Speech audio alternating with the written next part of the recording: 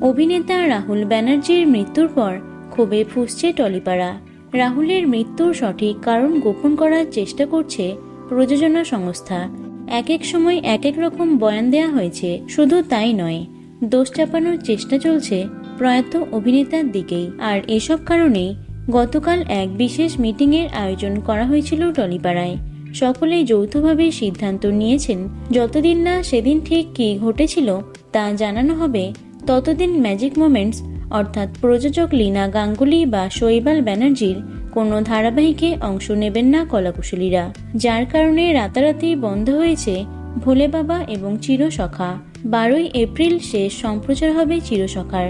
তবে সকলের মনে একটাই প্রশ্ন, কোণে দেখা আলোর ভবিষ্যৎ কি হবে? অর্গানিক স্টুডিওস অর্থাৎ লীনাপুত্র অর্ক গাঙ্গুলির ধারাবাহিক কোণে দেখা আলো, যার কাহিনীকার লীনা নিজেই। আজ বুধবার কোণে দেখা আলো সেটে হাজির হয়েছেন তারকারা। চলছে বৈঠক। সূত্রের খবর অনুযায়ী যদি লীনা গাঙ্গুলি সরে গিয়ে অন্য কেউ কোণে দেখা আলোর চিত্রনাট্য লেখার দায়িত্ব নেন, তাহলেই একমাত্র চলতে পারে কোণে দেখা আলো, নয়তো চিরসখার মতো পরিণতি হবে এই ধারাবাহিকটিরও। তো বন্ধুরা, কোণে দেখা আলো ধারাবাহিকটি চলবে নাকি বন্ধ হবে?